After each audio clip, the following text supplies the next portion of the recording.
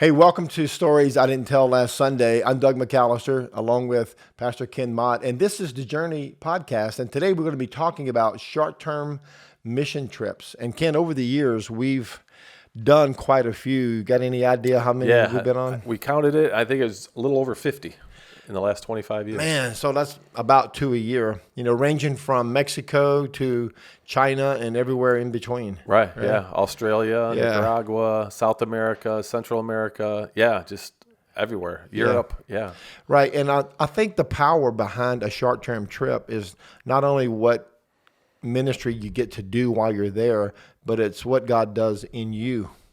Yeah, I think while you're serving. Yeah, you always come back and you question: did I do more, or was more done in me than I actually participated in? Yeah, and it's so true. And I really what I love about the design of short-term trips is usually a group of about 12 to 15, and it's made up of Journey church members who pay their own way. Right. Yeah. So we ask them to count that cost, to come up with the money, however they want to do it. And for most of them, they work extra jobs, or they, kind of write letters to their friends and family, and they say, hey, will you help sponsor me? But yeah, so it really helps them to kind of gain an understanding of what it really takes to kind of reach the world, time, effort, money, all those type of things. Yeah, and that may be one of the intangibles that you really can't put value on is it gives you a firsthand experience of what it costs to bring the gospel to the world. Yeah, yeah. I think when we talk about missions, we at church we have an overall umbrella idea of what missions is to fulfill, the great commandment to go out into all the world. Right. And so how do we do that? Does that mean everybody leaves their house and becomes a missionary? You remember Keith Green back in the day? Keith Green says, if God doesn't tell you to stay, you're supposed to go. Yeah, it was kind of a heavy-handed way to tell people to go out and to make disciples. But you do have to wrestle. What does it really mean to go out into all the world? And what does that mean for each individual? Yeah, and I think you're right. The Great Commission is just such a central part of the mission of the church. It's called the Great Commission for a reason, because it's literally the last thing Jesus said in the gospel. Take this message to every nation of the world. That's quite an assignment that he left for 11 people to do. Yeah. Yeah. That's a pretty big deal, man. Hey, you 11 guys, go to 195 nations and get on it. Yeah. And I think and as disciples, as we wrestle with that, we have to ask ourselves the question, so do I become a full-time missionary? Do I really just pack my bags and my family, and do I go to Africa, or do I go wherever? But when you read the scriptures, you see that not everybody's called to do the same thing. Some people are called to go out. In Acts 13, I think about when the elders there in the church were praying, and there were prophets, and there were evangelists, there's pastors, there's just just disciples, and God says, okay, now set apart Paul and Barnabas. Right, and Antioch became the first sending church, with Paul being the primary person, and he went to not only across Asia Minor, but he went into as far as Eastern Europe, and maybe some say even deeper. We know the gospel went into Africa, so that generation took the gospel to their world. Right. Mostly on footback and by boat and horseback, but they went. No, totally. Yeah. And that was the great thing. And you see that they had different assignments. So Paul and Barnabas, they literally packed their bags and went. They did. Where Peter, he stayed in Jerusalem. He did. He still had the same calling, reach the world, but that calling manifests itself in different ways. Right. And so I think when we, you kind of this overall view of what missions is and how do we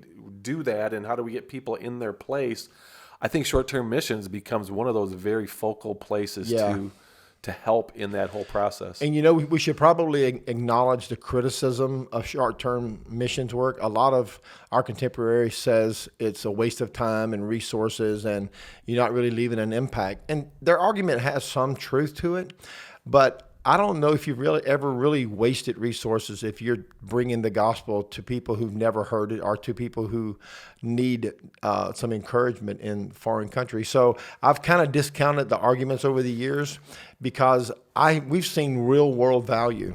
I can think of dozens, if not maybe 100 or hundreds of people at Journey over the years, business owners, stay-at-home moms, school teachers, nurses, doctors who've gone with us, who've come back, with a fresh passion for the Great Commission. So, man, that's that's a win, no matter how Right.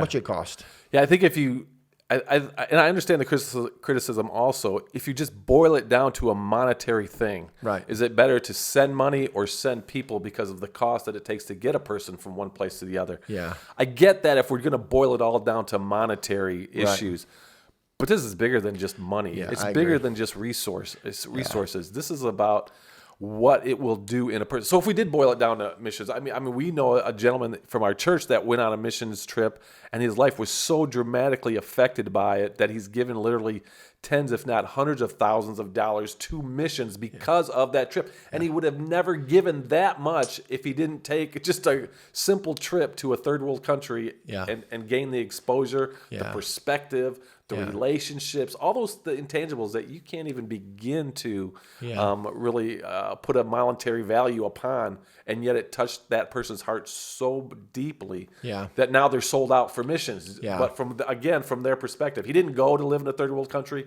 but now he just gives over and over and over into the Right. ministry. If you take the 53 trips we've been on, and the average trip had 15 people on it, you're talking about 700 people Oh, yeah. who had exposure to, real world missions work, sleeping, eating, living, immersed in the culture for 10 days. It leaves a deep impact. You come back broken for the Great Commission, a heart that's broken for what God's doing, and you come back with a real world experience of what it means, to live, usually in a third world country, which is a eye-opening experience. It Yeah. opens your eyes to how most of the world lives. Yeah. I think for most of us, and if we were going to be truthful, for those of us that have been outside, the four walls of our nation, Yeah. because we are so blessed, because we don't even realize how blessed this nation really is. Yeah. I mean, you can see it on TV, you can see the pictures on the internet, but until you go there and see it with your own eyes, smell the smells, you know what I'm saying? Get immersed in the culture.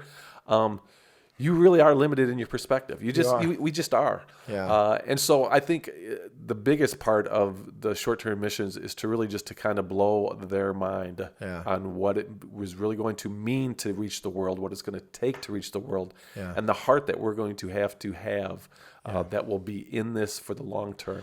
Yeah, and in our fellowship, in the Assemblies of God, we have about 2,000 full-time missionaries. I think we're on every continent, nearly in every nation right now.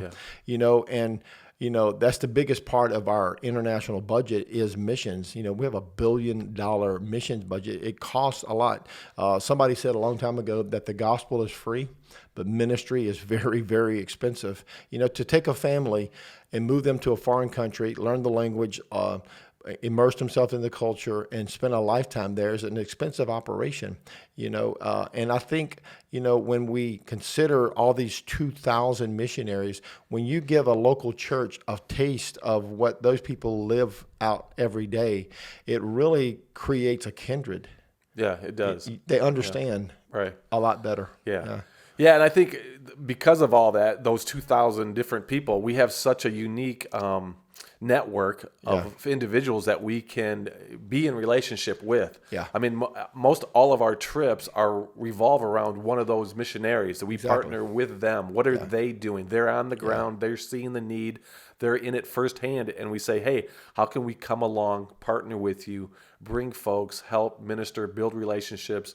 And so for us, I think that just has worked so well throughout the years to be able to partner with full-time missionaries. And before we planted Journey, Rachel and I were associate pastors for about 10 years. And one of our assignments, and when you're an associate pastor, you do everything the pastor needs. But one of our assignments was we led the summer outreaches and we did trips. So I think she and I led about a dozen or two. I lost count. It was a lot, 20 or so foreign trips that we did over the 10 years. And I know what it did for me as a pastor. Even though I'll probably never be a missionary or live in a foreign country full time, it really created empathy in my heart for the people who do it. Yeah. And it really also broke my heart for those that we're trying to reach. In a minute, I want us to tell some stories about some of our own personal experiences on the trips. I know you got you got a dozen or so to tell. Yeah, But I yeah, got a few I want to tell. But you want to say something? No, go ahead. Well, what I wanted to open with was this story. It was on one of those trips that the Lord called us to plant Journey. We were in Amsterdam, and we were leading an outreach with about a dozen or so people from our church, and we were doing street ministry in the red light district. And it's quite like Bourbon Street in New Orleans, except everything is legal. Everything is promoted, and it is probably, the most decadent experience I've ever had. It was so bad that we had to tell our guys, don't look in this direction, because it was nudity, it was flaunting sexual acts. It was everything that you could imagine and then some. So it was a brutal outreach on the spirit, because there was so much darkness and so much pain. So one night we came back to the hostel we were living in, and YWAM had a base there, Youth with a Mission. Right. They had a base in Amsterdam, and they still may have it there, but we stayed in their base, and we was on like the 7th or 8th floor, and it was very basic. It was concrete floors, and it was very simple. So we're sitting there that night, and Rachel and I were just exhausted from the day, and a lot of spiritual warfare, a lot of team conflicts, and we were just worn out. So we're sitting there, and I looked at Rachel, and something had been stirring in my heart that whole trip. And I said, I don't know how to say this, but I really think God's telling me that we're going to do something different. And she said, I think we are too. And that was the seed that became the church plan. And it happened on that mission field while we were in the middle of the war zone. So what God does in us on those trips, I think the fruit of it, is immeasurable, because it begins to ripple for a generation, Yeah. So you have a story you want to? Well, I think, and it's not necessarily maybe about me, but we partnered with a ministry that was in Brazil, and as we went down to the Amazon. So if you ever want to do a trip, when you think of missions, you think, the rainforest, you think of, people living in the middle of nowhere. That may be the cutting edge outreach ever. It's just that really kind of traditional, the missions, short-term missions. We're going to go to the Atlanta Dream Center this year again, and we've been doing that for quite a few years. This is 6 years of it. Yeah, we're going to be out there on the streets. We're going to be helping the homeless, people, in sex trafficking, trying to pull people off the streets, out of addictions, those things. So there's just so many different forms of short-term missions that we have done and are still doing. But this one to Brazil is very unique, because you go into the Amazon, you travel by boat, 14, 20 hours deep on the Amazon into the rainforest. You come upon these communities that have been there for, 100 years or so, and they're communities of a couple hundred, 300, 400 people. And then we literally build a building in about a week's time, or maybe 10 days, a pavilion type thing so they could have church. Anyway, it's just so interesting, because we took that trip for the first time, and me and only two of us had ever been on a missions trip before, me and another gentleman. And so we go there, and we had brought 10 other guys with us. Yeah. But what it did in two of those guys' hearts was just fascinating, because they have led that trip every year for 11 years. Of course, till COVID kind of interrupted, because of, we can't get to Brazil now. But for 11 years, we've been building a church. Once a year, we go and build a church. And just the impact that it had in those lives. And like you said, when you dedicate yourself to an idea that, God, you're going to use me like you've never used me before. Yeah. You're going to... I'm going to trust you like I've never trusted before. All those things. And you get teared up about it, because the effect that it has in people's lives. But so in these two guys' lives in particular, they say that for them, it's the highlight of their year. They never trust God so much as they do on that trip. Yeah. They've never heard from God so much as they do on that trip. Yeah. They never help as many people as they do. And so these guys are in relationship with the boat workers and some of the people that are on the ground. You get internet anywhere, even out in the middle of the Amazon. You can get internet. It's amazing. It's crazy. But they talk to each other on Facebook. They've built these unique relationships that have lasted for a decade or so. Yeah. And it just shows that if you will set yourself apart and say, okay, God, I will do this for you, but in the midst of it, please speak to my life. Yeah. God seems to do that at those times greater than he ever does any other times of our life. So it's you're right. It's just very unique, and it's very amazing. It's transformational, and you're right. Once you're out there and all of the comforts of life are gone, your family, your surroundings, your home, your job, and you're in a foreign country, you don't speak the language, and you're there for one reason, and that is to share Jesus with people. It really creates an opportunity for the Holy Spirit to do something in a person's life. It does. And it's just remarkable of the transformation that takes place on there. We went to Africa a few years ago, and I remember we took a boat trip on the Nile on our off day just to see the Nile River, and we passed by some of these villages, and the guide told us that these villages have been there for as long as human history is recorded, thousands of years. He said at least 5,000 years they've been living on the shores of the Nile River, and it's just amazing. And many of those tribes and people have never heard the gospel, and there's missionaries who are moving there to live among them. There's Bible translators, not only just translating the Bible, but capturing their language to create a language to put the Bible in. Right. It is such an amazing enterprise around the gospel. All these brilliant linguistic experts and these men and women who are called to be missionaries and medical doctors and nurses and businessmen that have all one single purpose: to share the gospel of Jesus with people who never heard it. And today the mission field is bigger than it's ever been. Yeah. The last estimate I heard is 2 billion, with the B, 2 billion people who've never heard the gospel. And most of those people live in Asia and Africa in what's called the 1040 window. The map is divided with latitude and longitude. Well, the latitude 10 to 40 is where that window of people live, and most of it's in northern Africa and Asia, and all the way into China. And it's just incredible to me that there are that many people who've never heard the gospel. Yeah. And have never had the opportunity to make peace with God. And what this does, wherever we wind up going as a church, it really burdens our heart for those who never heard, right, and those who don't know. Yeah, and then even in the midst of those places where you think there is a gospel presence, there's still people that have never heard. Yeah, they're people are being born every day, obviously, and they are growing up. And sometimes, the church is extremely effective in those areas, and they are sharing the gospel. But sometimes there are people that they live so remotely that it just has not. It gets overlooked, or it just doesn't, become part of their experience. And so, so of course the 1040 window is that area that we all concentrate on. I think most churches are concerned with.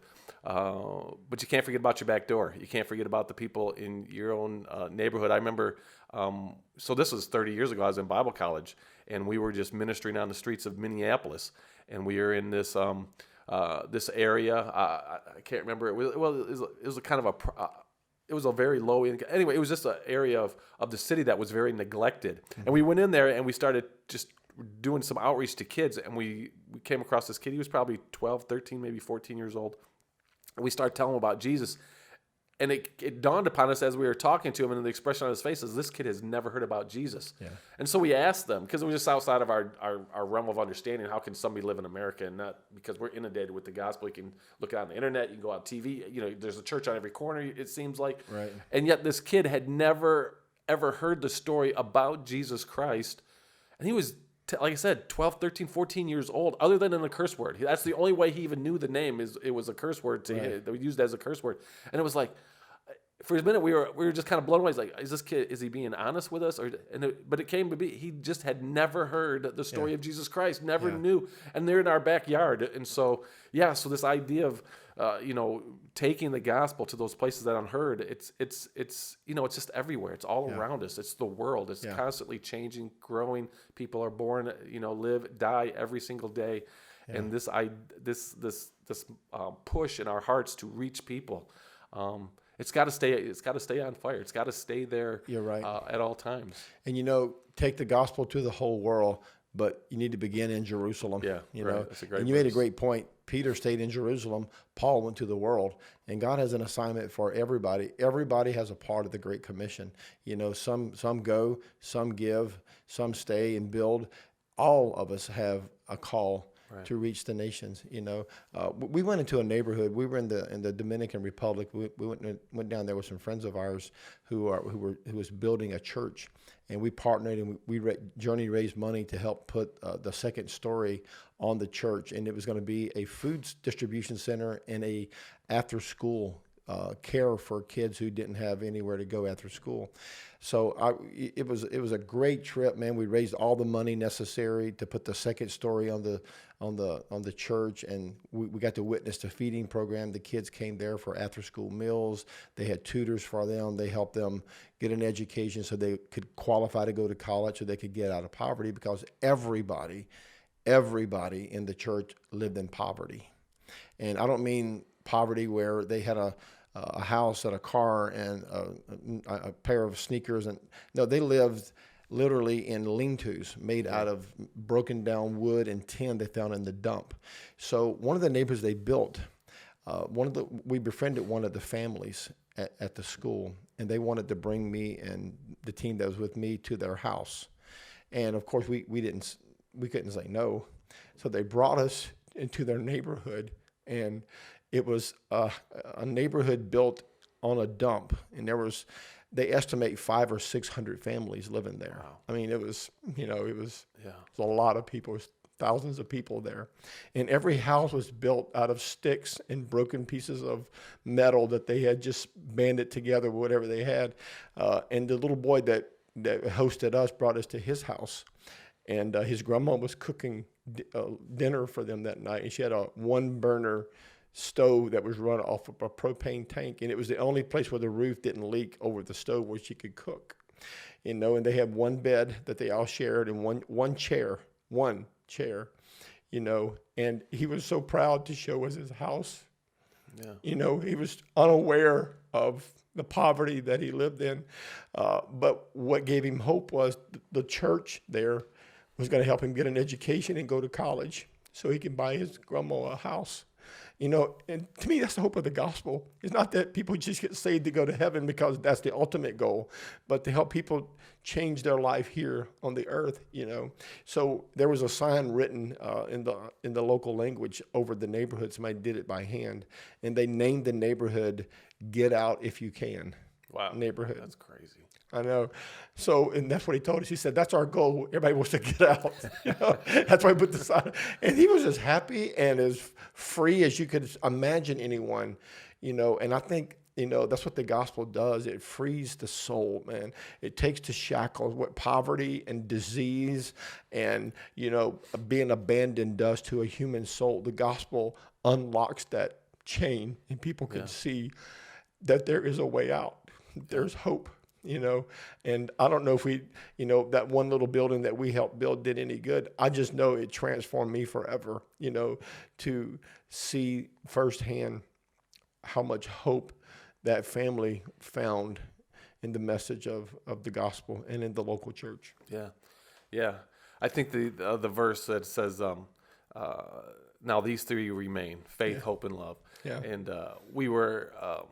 So we were in India. I got to go to India. I can't remember. It's quite a few years ago now, with a pastor friend that I had been with in Minnesota. Anyway, he invited us and another guy to go, and part of their ministry was digging the wells, just fresh wells in India, different parts. They don't dig the wells deep enough, and so the water is still contaminated. It's highly fluoridated to a point where it just hurts. Or just wrecks their intestines, and they have all kinds of issues. Anyway, so they were digging these wells, and we went to dedicate them, and then we got to preach at different times. And I remember a lady coming up. So me and another guy are praying. They basically do this. They call them festivals, but basically they were crusades, and they would have, I don't know, anywhere from 4,000 to 6,000 people that come out. And they always started out by just saying Jesus wants to just touch somebody's life. And if you need a touch in your life, you need a healing, you got to do something, just stand up. And people, of course, everybody has a need. And so everybody stood up. And then we went out. There was probably 30, 40, maybe 50 evangelist pastors, local people from India, and then the 10 of us from the States. And we just went down to the front and started praying for people. And I remember a lady came up with her son, and he was deaf, born deaf. And we just started praying for him. And, God just opened that young man's ears. And all of a sudden, he's making all these expressions that he can hear, and his mom's talking to him, and of course he doesn't understand. He's never heard language before, Wow. and he doesn't know. But he's pointing at it, and he's turning to us as we're all starting to talk, and you can tell that all of a sudden, and he's jumping up and down. He's very excited. He's making all kinds of noise. But I think about the gospel and what the power of the gospel is. That young man's life was changed. His mom's, she followed us around for the next 3 days, just because there was a hope that she had found. Yeah. And that's what missions do. That story is dramatic, of course, obviously. Someone instantaneously healed. But so many times we have done just the small acts of love.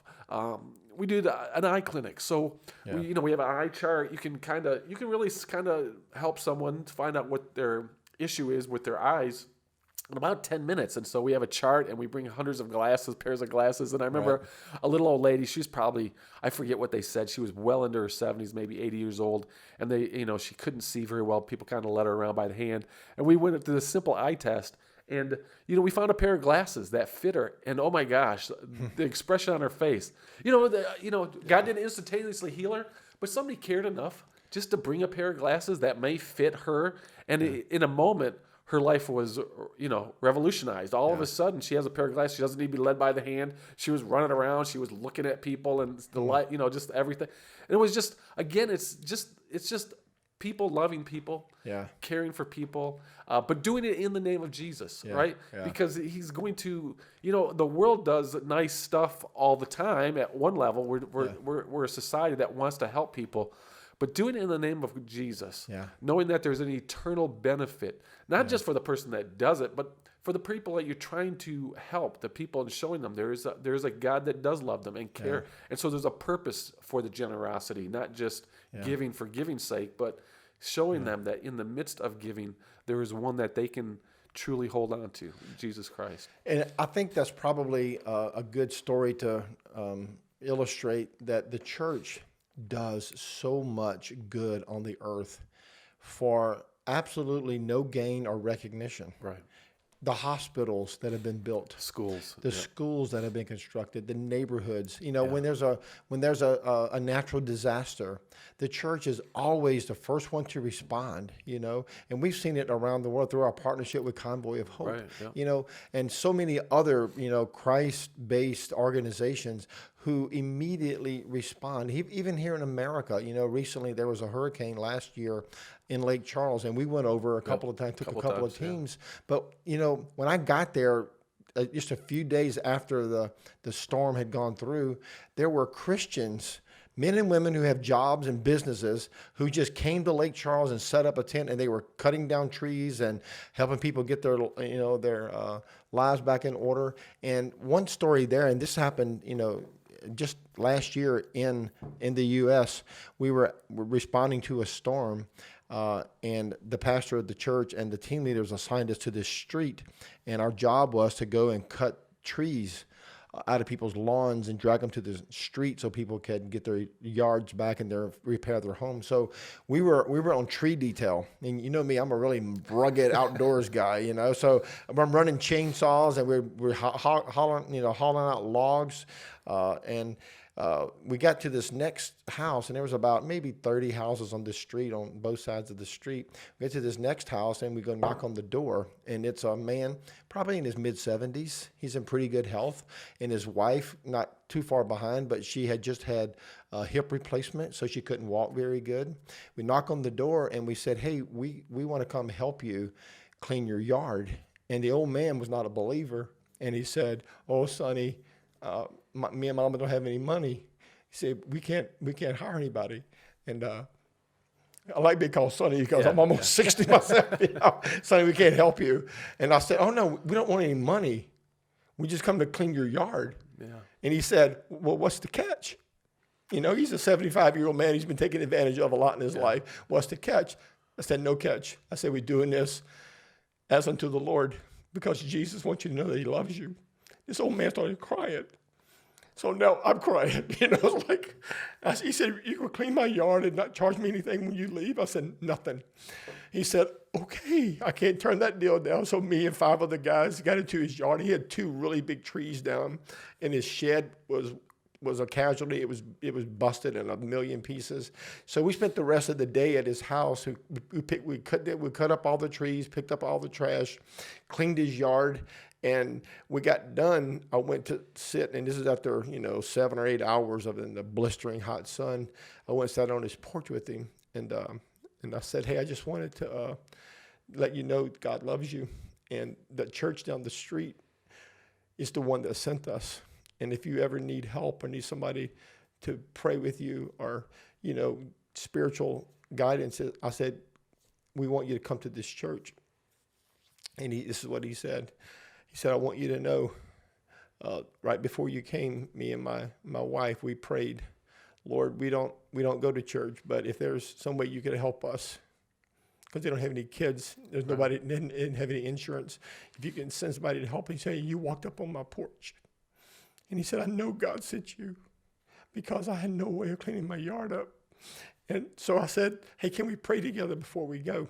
So we had this, me and him and her she couldn't nail down because she's in a wheelchair. Me and him got on our knees and we prayed on the porch, and there would never be a book written about that or a movie, or there would never be any commentary of those millions of stories like that, right, that believers do in people's lives every day.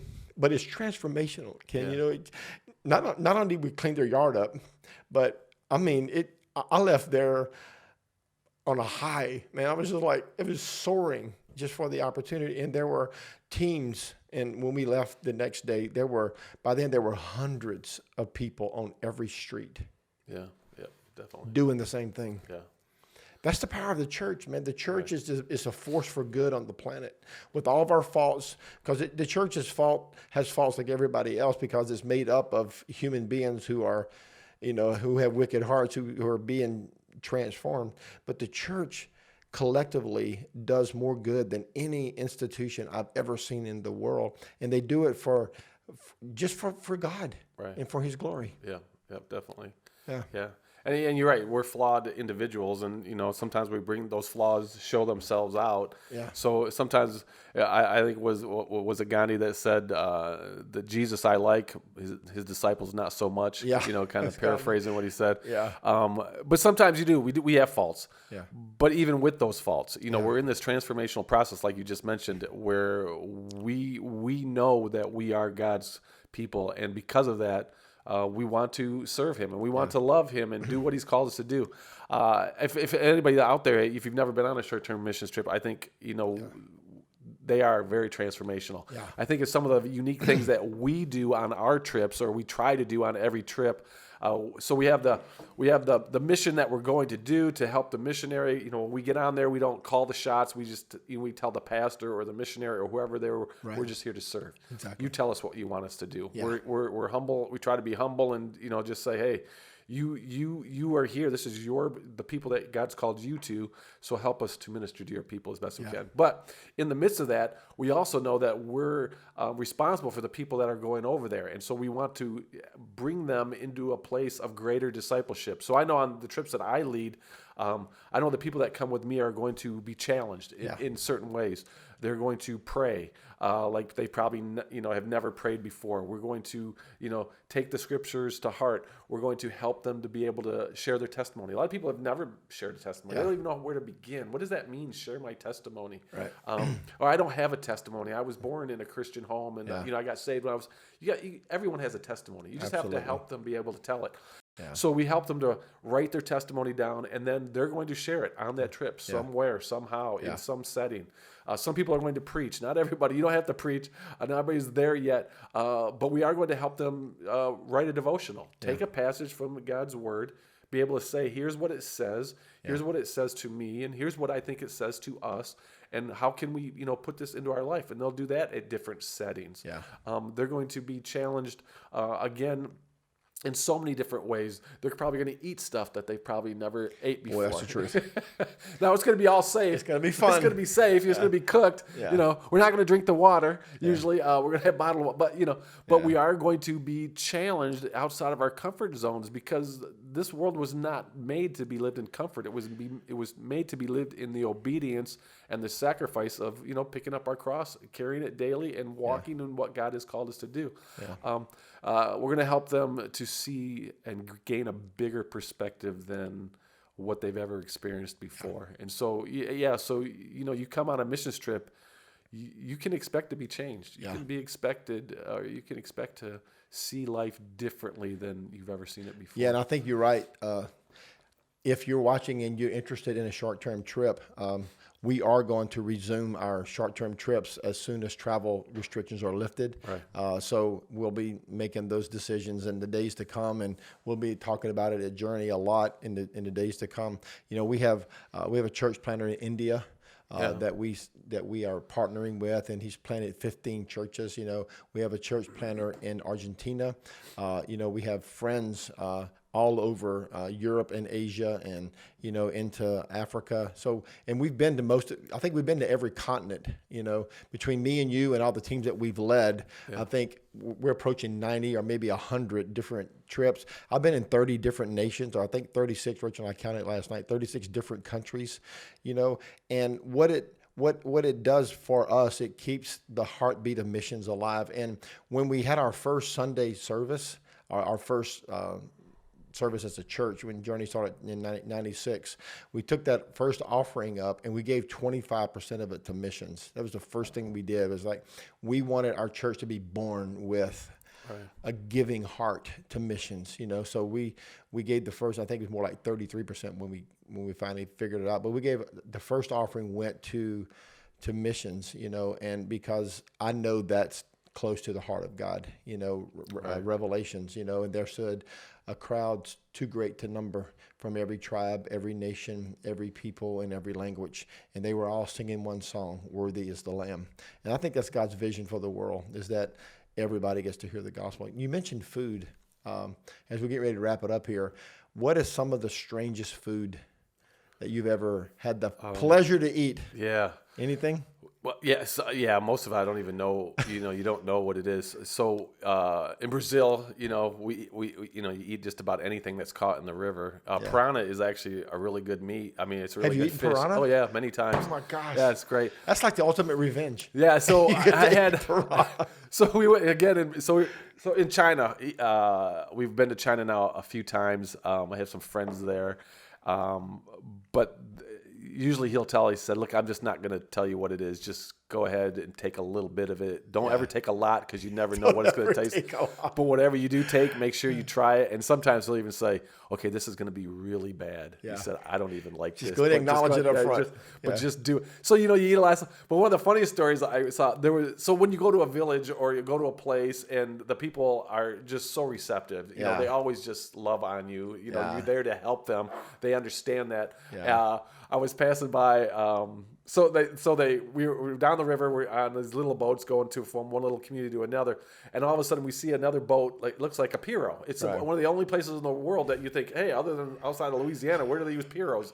In Brazil, on the Amazon. Yeah, wow. And so this guy's got this pirogue, and on it he's got a part of a cow. So they got a couple of these pirogues tied together, and they've got a half a cow total that they're going to celebrate with us. And they've been floating it down the river for a day, and I'm thinking, oh my gosh, it's not on ice, it's not whatever. But anyway, okay, so let's do it. Then they're processing it right out on the front porch, and I'm walking by a guy, and all of a sudden he pulls out. Now, don't get too squeamish on me. Yeah. He had pulled out a howler monkey that he had shot. Okay. And he pointed, and right then we knew that was his contribution for our dinner. We were gonna have monkey that night. Yeah. So I don't know what parts I had. I just know they cooked it on the grill. You just eat it. It's just kind of what you do. One of my favorite meals I ever had, most unusual, was chicken feet. Yeah. We went to a village in China, and we spent a day there, and the church and the church is all underground in China, so they don't have a building. But we were able to worship with some of the believers, and they had a fellowship night. They called it the feast. So we all gathered at this one house. It was a very nice house, and we gathered, and they had been saving all of the chicken feet for like the last 3 months that they had killed. They saved them for their guests because they knew we were coming. Well, when we heard there was a chicken feast, I'm thinking chicken breasts, chicken wings, thinking barbecue. Yeah, barbecue. Hey, we're getting a chicken feast tonight, man. I'm so excited about it. So when they set the big tray on our table, and there was like 8 of us to a table, and there was like maybe 6 or 8 tables, they lifted the bamboo lid, and it was hundreds of these little chicken feet, that they had fried and barbecued, and the host said, "We saved these for you." I was like, all right, well, let's get busy then. So we ate every chicken foot on the platter, man. Yeah, there's probably not much meat on there. Yeah, we had to kind of open the toes and eat between the toes, But it was, it tastes a lot like chicken. Yeah, exactly. Yeah, I think the benefit of all those mission trips, you build so many unique relationships, even among the teams. You know somebody really well after you've gone on a mission trip with them. Yeah. When you've had to suffer through travel for sometimes 28, 30, 40 hours to get where you're going. When you're in close quarters and it's not the greatest of conditions, you're living. In Brazil, you literally sleep in a hammock on the top deck of a boat for a week and a half. Nice. The outhouses, that is the bathroom. You bathe in the in the river. You build relationships. Lifelong relationships that you work together side by side, probably harder than you've ever worked. You've seen things that you've never seen before happen, and those shared experiences. It's just so beneficial. Or there's just so many benefits in the short-term missions. Yeah, and it builds a camaraderie among the believers that is just unspoken. You make an eye contact. Yeah. And you can tell a whole story. Yeah. Remember that day on the boat? And it's all you got to say, man. Yeah. It's like, did you take that plane in Nicaragua from the mainland to the blue fields? Yeah. Did you get sick in that little tiny force? It was horrible. And it's funny because people were bringing their groceries. Some lady had 2 live chickens. Yeah. Like, where am I? In a big airplane, you have please fasten your seatbelt. There were no seatbelts. There was no rules. You were just sitting on a box and you're on this little plane that. I got so motion sick because I get motion sick easy anyway. I'm on this plane and man, it's like it's about to fall out of the sky at any moment. There's 8 other people. It smells like chicken death. It's just the whole thing's in there. It's like this is every worst sensory perception that could be possible. And man, I got sick, and they didn't have any, the little courtesy bags they give you. You just throw up in your hand. That's like, dude, out the window, man, out the window. Yeah. What are some of the, modes of travel? I know you've been down the Amazon on a boat. Any other? Any other fun trips? Wow. That's a good question. When we went to the Philippines, you travel on those little jeepneys, those really brightly colored little bus type things, kind of rickshaws. Were they motorized or pulled? Well, the ones in actually in India and in the Philippines, there were little motorized ones. Yeah. They would have the guy in the little motorcycle and had a back on it. It was so funny. The guy's driving it, and there's like 7 or 8 of us, and he just says, "Get on!" And so we all have just like these handholds we're all on, and we're going through the city, and all of a sudden we hit a hill. And then he just looks back and he just points. He says, 2 of you get off. And then he just goes up the hill, and I'm like, "Are you coming back?" No, we had to walk up the hill. How did we get there? Let me drive. You get off. But it was so funny. But and then in China, so many different ways: trains, planes, automobiles. It's just everything. That whole thing. And then of course the unique, stuff that they have in each culture. Man, when we were in Kampala, the main mode of transportation is the motorcycles. Yeah. And they call them bodas, boda, which is English for border to border. But they became the name of the bike. It's called a boda. So you can rent a boda. And how many people will fit on a 2-seat boda? It's ridiculous. 16? Yeah. I mean, there's people standing. It's insane. It's like a show at at Hollywood. There's like people doing death-defying stunts all the time. Yeah. India was the same way. You would wonder, how can they get that many people on? And they'd pile all out, and then there'd be 3 ladies with babies. It's like, well, they're like, they were inside. yeah, they look like clown cars with so many people just dumping out and dumping off. They would get off, and the it babies was were insane. inside. What the babies were safe, you know. Yeah, so motorcycles and boats and airplanes and buses. You know, we took a trip to the Taj Mahal when I was in India. So we rented this van, you know, and it was, you know, basic motor metal shell of a. It wasn't really a van, but we piled into this van, and we took the interstate to Agra, which was a 4-lane divided highway, the best highway in the area. They called it their interstate, you know. But while we were in the van, we were doing probably 60 miles an hour, and we passed an elephant. We passed a camel caravan. You know, we passed trucks coming on the wrong way. Like there's no rules. There's no entrance and exits. You know, every moment your life's in your hand. You know, we drove 4 hours to get to Agra where the Taj Mahal is, you know, and you know, it's just really, you know, it's like watching Indiana Jones, you know, movie kind of unfold before you. It is, it is crazy. So people ask you, aren't you afraid going to some of these places? Like, the only thing you're really afraid, the worst fear you ever get is when you're on the roads in third world countries. It really is. Because there's no, I mean, everybody drives with their horn and they honk, and I guess they have their systems worked out. But for an American who's, you know, used to, you have your lane, I have my lane, we follow all the little traffic laws. Right. There are no, you know, it is really, transportation is probably the scariest thing that you even encounter, even all the different places I've ever been. 8 million people in Kampala, not one traffic light. Yeah, exactly. Yeah. Not one. Yeah. Philippines was one of the craziest places I You get to an intersection, and it's whoever has the most guts. Yeah, exactly. Gets to go. And they all have guts. Yeah. And they all go. They all don't even care. Everybody, you know, is just fearless, man. You know, I wouldn't trade the memories I have and the spiritual formation that happened in my life in those trips for anything in the world. Now, they're not easy and they're not fun. Sometimes they're hard and they're, you know, they're grueling to the body. But the transformation that happens in the spirit, man, is just, you know, unmeasurable, immeasurable. You know, all of our kids, my kids and your kids, have had the chance to do foreign trips, man. And, you know, I've seen firsthand the impact that, you know, my daughters and sons have gone to foreign countries that it had on them. It's just, you know, was it, I can't remember, Mark Twain said, foreign travel always kills prejudice, you know, or something like that. It's, you know, it's the best cure to prejudice is to leave your culture and go live in somebody else's, and it destroys our preconceived notions of other people. And what Paul said is really true. You know, in the kingdom of God, there's neither male nor female, bond nor free, Greek nor Jew, but we're all one in Christ Jesus. And man, that's the glory, whether you're in Africa or Europe or China or the U.S. or South America.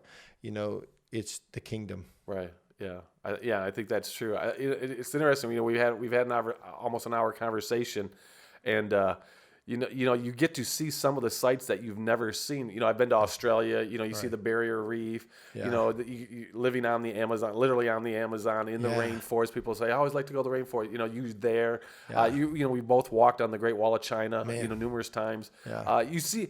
But those aren't the things that really stand out. Nope. You know, some people think short-term missions is like a vacation. It's like, maybe the way some people do it, it is. I don't know, but you know, of all the things that I've ever done on a missions trip, and we've seen some incredible things. You always walk away with the memories of the people. You do. You know, that's always the primary. It's always the focus. It's what you know. Who have I talked to about Jesus? Who have I shared Jesus with, and the love of Christ? That always makes the most difference in anybody's life. It trumps everything else, man. Exactly. Yeah, you're right. We've seen the Great Wall of China. We've been in the rainforest. You know, we've driven the Autobahn. You know, we've seen, you know, the sights of the world. You know, but they all pale in comparison to the relationships you develop with the people that you're with and those that you're there serving. You know, it makes us all remember that the true value of the earth is people. Right. Exactly. Yeah. That's all that really matters. All right, we're going to wrap it up. So we talked about food, we talked about travel. Let's talk about sleeping accommodations. You got any good sleeping accommodation story? Yeah, you know, you stay in some of the hotels. So I was in China, and kind of the story like you said when you were in the Netherlands, Yeah. and I got a call on the phone. It's like 1, 2 in the morning, and I get a call on the phone, and I can't understand. There's Chinese, and I keep hearing the word massage, and it was like I don't know what they're talking about, number. Yeah. and I don't know anything, so I just hang up the phone because I have no idea what's going on. The next thing you know, like 3 minutes later, I get a knock on the door, and it's like, oh my goodness, what's going on? I open the door, and there's a lady there. Yikes. And it was, immediately you realize like, oh, this is not good. This is not good at all. And This is not yeah, what I so you planned. close the door. I closed the door. I said, no. I don't know what you thought. I didn't say anything on the phone. I don't even speak Chinese. So, so that was very unique. That was one of the weird things that happened. But of course, sleeping conditions. You sleep in so many different places. Sometimes it's in people's homes. We slept, of course, in Brazil. You sleep. I told you on a hammock, on a boat. We've slept in hammocks in their little huts because they really do live in dirt floor huts, and they string their hammocks on a central pole out to the wall, Right. and so we've slept there, and we slept in we slept in airports. You just kind of do what you do. Some places are really good, some places not so good. We were in Central America one time, and they put us. We were building a church and a school, and they build everything out of this clay that has to be hoisted up with 5-gallon buckets. So once the first floor is done, they can move into it, but then you keep building the second and third floor, and you're hoisting up 5-gallon buckets of. It looks like red clay, but it's some kind of concrete, and you pour it. So they didn't have a place for us to sleep, so they put us out back. And what we found out later was the doghouse. The dogs. They ran the dogs out, and they gave us cots. But every night we would get done, and it was back-breaking work, man. Yeah. You had to live till you pulled a 5-gallon bucket of concrete all day on a rope. My hands were raw. I was thinking, I need to go on a different line of occupation. I got to get a job, do something else. I'm laying there. So they said it's time to eat. So they fed us a tortilla soup, which was pretty good. It cooked one big pot of tortilla soup, and we all ate really good. And they took us out to our beds. And I remember laying down, and I pulled the blanket back that they'd given me is like a little, hand-sewn blanket. And there were like 10,000 little black ants. Oh my goodness! That were crawling. I'm like, am I right? He said, just dust them off. You'll be fine. It's like, so we had to dust the ants off. We went to bed. About every 3 hours, you get up and you dust the ants off just to make sure. But he said, next time you come, you'll be able to stay in the new house. So like, man, I came on the trip too early. If I come back. But we lived through it. Yeah, no, right. Exactly. It wasn't, it didn't end our world, and I just think, those kind of memories, even though while you're going through it, it's, not pleasant, it does, settle into your soul as a great memory. It's like I wouldn't trade it for anything else in the world, man. So, and I've made friends along the way, Pastor Ken, of people that, I will love forever, Yeah, because it was born in fire. Right, exactly. You just connected to that person, man. Whether it's down the Amazon in Brazil or whether it's in a high rise in China. I'm gonna tell one last story, and you can tell one last one too before we go if you want to. But one last story that I want to tell is the first time I ever was invited to go on a foreign trip. I was 16 years old, and I'd gotten saved in this little tiny country Pentecostal church. So I'm sitting in church that morning. There's maybe 30 of us in the whole auditorium. And the pastor gets up and introduces the guest speaker. And the guest speaker that day was a guy who led outreaches behind the Iron Curtain. Now, you and I both grew up in the age of the Iron Curtain where communism dominated a third of the globe. And this man's ministry was he led short-term trips to smuggle Bibles behind the Iron Curtain. At that time, they were focusing on Russia. Russia was still the USSR, So after church, he said, anybody interested in signing up for a trip, come see me after church. Well, when they said amen, I went straight to him. And I said, hey, how do I go with you to the Iron Curtain? And he said, son, how old are you? And I said, I'm 16.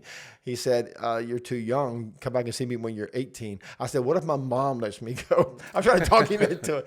He said, why don't you go ask your mom, which he knew my mom would let me go to the Iron Curtain. So I went home that day after church. Mom, can I go to the Iron Curtain? She said, absolutely not. But what happened that day when I heard that story, I knew that was going to be a part of my life, and I did get the chance, when I was much older, to smuggle Bibles behind the Iron Curtain.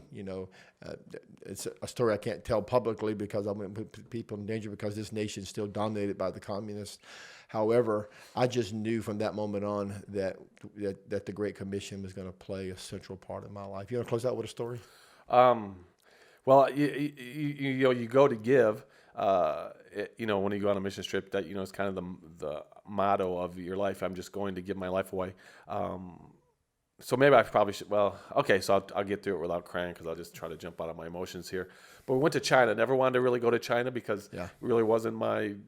I don't know. It just never kind of spoke to me. But I've had a friend that we went to college together that he was he spent most of his life in China, and he invited us to come over. And so we took a trip and we went over to China and just to be with him. And we had about 8 or 10 of us from the church that went, and he worked at an orphanage. And when we went there, we got to see, of course, all the kids. And so I'm 49 at the time. I've raised 4 kids. All my kids. I think my last child was in college at the time. He was about to graduate. And so we go to the orphanage and we meet a little girl. And God spoke to me and said, "If you will, you could be her dad." And I thought, that's so crazy. What are you talking about? If I will, what does that mean? And so I told my friend, I said, "Hey, I think God said I could be your dad." He said, "Well, you can't do that, Ken. You can't come over and meet a child. You can't." There's a lot of things that he said you can't do. I said, "Well, I don't know. I just know God did." Anyway, really long story. God did so many incredible things. But 13 months later, we went over there and we adopted her. And now she's my 5th child, so. But, that's a great story to close out. Yeah, but it's so crazy that, missions change your life. Going just to be a blessing, and now, God pours back into your life. Every time I see Jing at church, man, I tell you, I have to hold back the tears because I know what God did through you and Connie and in her life, that her life will never be the same because we've been to China. We've seen what the living conditions are, especially of those orphanages, and to know that God rescued her and that you are her dad. What did she call you for the first couple of years? Well, Baba. Baba. She still calls you Baba? Well, most of the world we say dad, daddy, but the other half of the world is Baba. Yeah. Yeah. So Ba, all those different things. Now she calls me dad because it's, all of her friends call her dad, their dad's dad. But she was your Baba. You were her Baba. Right. Yeah. And still are. But So you never know. If you go on a trip, you may come back with a child. Probably not, but you never know. Well, you will sleep in some interesting places. Yeah, exactly. You will drive some interesting forms of transportation or ride in, and you'll eat some great food. And who knows what impact that God will do in you and through you for so much of your life. Well, we've enjoyed our time together today. We hope you've enjoyed our stories. And this is Doug McAllister. This is Journey's podcast, Stories I Didn't Get to Tell Last Sunday. We hope you enjoyed it, and we'll see you next time.